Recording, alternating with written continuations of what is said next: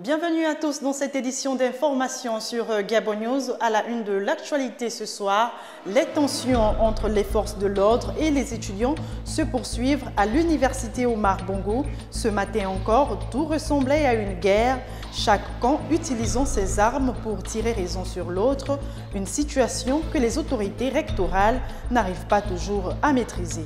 Reportage dans un instant. On le disait tantôt, l'université Omar Bongo a encore été le théâtre d'affrontements entre étudiants et forces de l'ordre. Ce mardi, pendant des heures, les deux camps ont résisté aux assauts de l'un et de l'autre. Cela fait suite à la marche de contestation qui a eu lieu hier lundi sur le boulevard. Les autorités rectorales assurent maîtriser la situation, mais les étudiants ne semblent pas vouloir se calmer. Reportage de Samperonba et Justin Bitegui. L'université Omar Bongo ce mardi matin, deuxième jour consécutif d'affrontement entre les étudiants et les forces de l'ordre qui ont violé une nouvelle fois les franchises universitaires. Au-delà de l'habitude qu'imposent les autorités rectorales de faire intervenir les gendarmes et les policiers ici, c'est bien sûr l'image d'un chaos au sein de ce qui est universellement reconnu comme le lieu de la contestation par excellence. L'université gabonaise ne respecte plus les traditions universelles de l'université.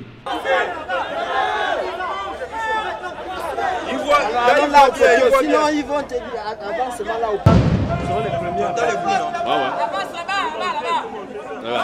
Aux lacrymogènes et autres fumigènes, les étudiants répondent avec des pierres et des injures. L'entrée principale de l'UEB a été prise par les gendarmes, histoire de laisser circuler les autorités rectorales. Les étudiants qui se sentent menacés sortent alors par l'arrière, au pas de course, poursuivis par des hommes armés comme il faut et qui ne savent pas toujours ce que réclament leurs victimes du jour. Revendication des bourses, les étudiants de l'université Omar Bongo, et moi, nous en fais partie. Ah bon. Oui. Pourquoi tu ne restes pas Ah non, je ne pouvais pas le faire, je suis une femme et puis ils nous bombardent avec des bombes lacrymogènes, donc je ne peux pas supporter les faits. L'opposition des étudiants est courageuse mais manque de dynamisme. Le mouvement est mené par moins de 500 garçons alors que l'UEB compte bien plus de 15 000 étudiants, tous logés à la même enseigne. Certains fuient, d'autres observent depuis leur chambre ou depuis la toiture de leur pavillon avec une certaine indifférence. Le combat est donc quasiment perdu d'avance et des exclusions viendront certainement le confirmer. Telle est la méthode qui fait recette. Un mort sur la route ce mardi, c'est le bilan de cet accident de la circulation survenu sur la voie express, précisément à hauteur de l'échangeur de Lalala, dans le 5e arrondissement de Libreville. Une femme a été entraînée puis retrouvée sous le camion des roues et a perdu la vie sur le champ. Reportage de Kenny Ongori et Justin Bitegui. Alors qu'elle tentait de se rendre sur le lieu de son petit commerce, une dame perd la vie. Premières heures de la journée à hauteur de l'échangeur de Lalala, suite à une erreur de conduite d'un camion de marque Mercedes d'Hérault. La dame a arrêté le taxi. Le taximan a ouvert le capot. Elle a soulevé ses bagages pour mettre dans le taxi. C'est comme ça que le camion est sorti de là-bas. Il a buté. Quand il a buté, il y a un fer qui a accroché le haut. Il a traîné jusqu'à, il est tombé, la dame est tombée. La femme l'avait monté dans le taxi. Elle vend le pounou. Elle a mis ça à la tête, elle est béninoise, elle veut monter dans le taxi là. Elle ouvre le derrière des taxis pour monter dedans. C'est là que le gros camion là a déraillé pour tamponner les deux taxis là. La dame l'a tombé, le gros camion l'a tombé dessus. C'est un camion qui est venu soulever la voiture avant qu'on a enlevé la dame là en bas de la voiture. Les familles éprouvées et les témoins ont pu vivre la scène en direct. Un énième cas d'accident qui remet sur la table le problème de la mauvaise conduite à Libreville et des défauts techniques de certains véhicules toujours en circulation. Et pendant ce temps, au lendemain de l'incendie qui a ravagé le centre social d'Akébé, où étaient logés les handicapés, ces sinistrés ont été retrouvés ce jour logés sur un nouveau site, un toit provisoire situé à quelques mètres de leur ancienne habitation, mais pour combien de temps, c'est toute l'inquiétude que ces derniers se posent. Voilà pourquoi ils lancent cet appel aux autorités compétentes dans ce reportage de Kenny Ongori. Un jour après l'incendie qui a dévasté leur lieu d'habitation, matelas au sol et matériel de première nécessité, les handicapés de l'ancien centre social d'Akébé ont été installés dans des salles de classe de cette ancienne école située à un jet de pierre de leur précédente habitation. Une solution provisoire. Nous avons dormi ici après l'incendie d'hier. là où nous sommes soi-disant logés.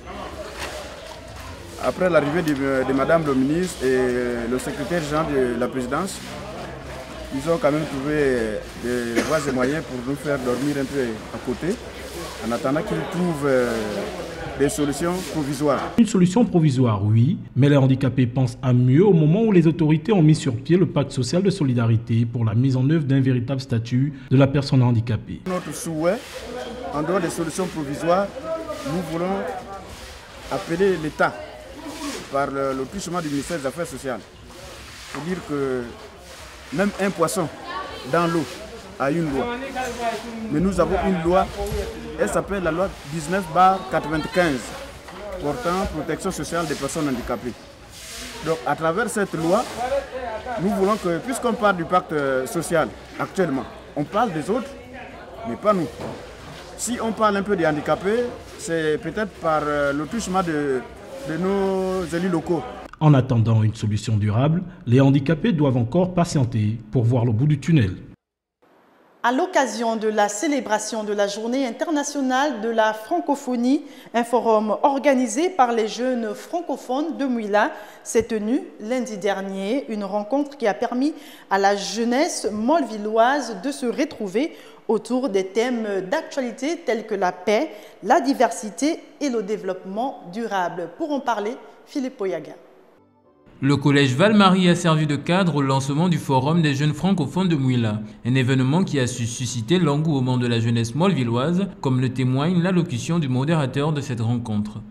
C'est avec un grand plaisir que je prends part au travaux marquant la commémoration de la 44e Journée internationale de la francophonie.